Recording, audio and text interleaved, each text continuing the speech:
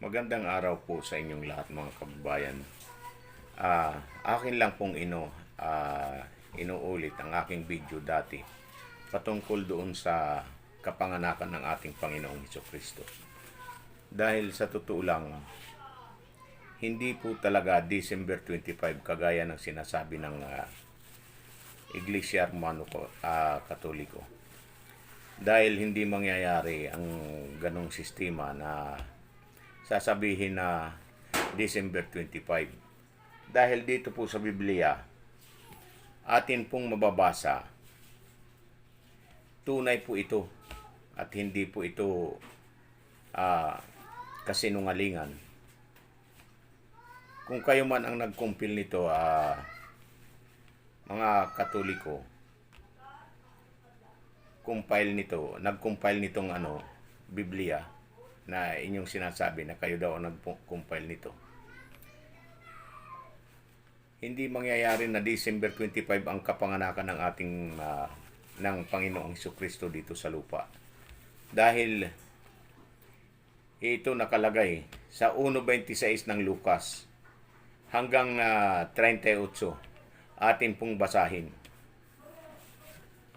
Dito pa lang palpak na ang kaya ang sinasabi na December 25 Mga kababayan, para sa inyong kalinawan, ito basahin natin.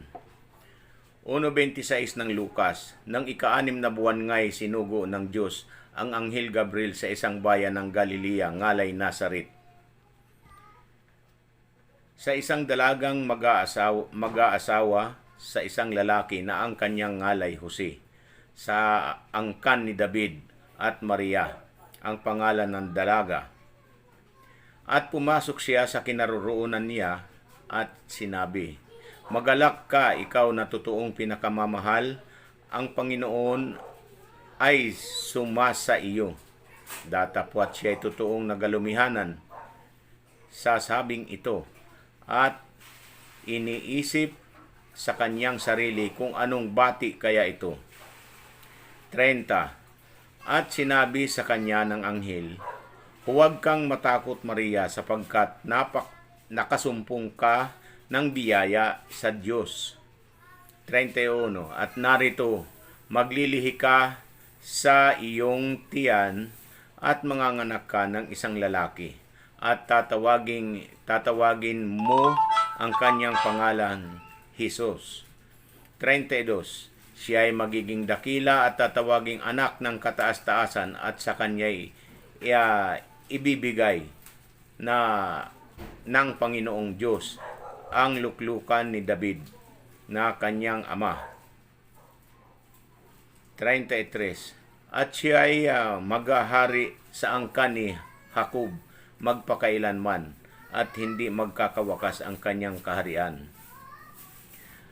34. At sinabi ni Maria sa anghel, "Paanong mangyayari ito? Sa ako'y hindi nakakakilala ng lalaki." Ang ibig sabihin ito, hindi pa siya nasisipingan ng lalaki. At sumagot ang anghel at sinabi sa kanya, "Bababa sa iyo ang Espiritu Santo, at lililiman ka ng kapangyarihan ng kataas-taasan, kaya naman ang banal na bagay na ipinanganak ay tatawaging anak ng Diyos." Sa 36. At narito si Elizabeth na iyong kamag-anak ay naglihi rin naman ng isang anak na lalaki sa kanyang katandaan, at ito ang ika-6 na buwan niya na dati tinatawag na baog. Si Juan po ang ipinanganak dito ni Elizabeth. 37. Sapagkat walang salitang mula sa Diyos na di may kapangyarihan. Sa 38. At sinabi ng Maria, "Narito, ang alipin ng Panginoon, mangyari sa akin ang ayon sa iyong salita." At iniwan siya ng anghel. Mga kababayan, ang inyong paghahanap, noon marami ang naghahanap nito na kung ano ang mga anong kapanganakan ng ating Panginoong Jesucristo dito sa lupa. Di ba't ipinagsiselebrate ninyo ang pecha? Pero hindi po dapat eh. Hindi na ako magpapaliwanag ng marami. Basta ang susi ng inyong hinahanap ay ang ika-6 na buwan. Ang ika-6 na buwan, ang ibig sabihin noon, bibilang ka mula unang buwan hanggang ika-6. Ngayon, doon nag-umpisa maglihi ang ating Inang Maria. Yan po ang totoo. Doon magsisimula sa ika-6 na buwan ang paglilihi. Ngayon, kung December 25 ang sinasabi ng Romano Katoliko, mali po. Dahil sa ika-6 na buwan, anong tao ang nanganganak na mabubuhay sa ika-6 na buwan naglihi, tapos hanggang ika-6 lang na buwan manganganak na? Mula doon sa ika-6 hanggang sa December, 6 na buwan lang yun. Ay di anong mangyayari doon? Wala po. Kaya napakalaking kasinungalingan yan. Yung sinasabing 6 na buwan. December 25 ang kapanganakan ng ating Panginoong Jesucristo dito sa lupa. Mali po. Napakalaking mali. Kaya, mga kababayan, mag-ingat po kayo. Dahil totoo itong sinasabi ko at inyong mababasa yan dyan sa inyong mga Biblia.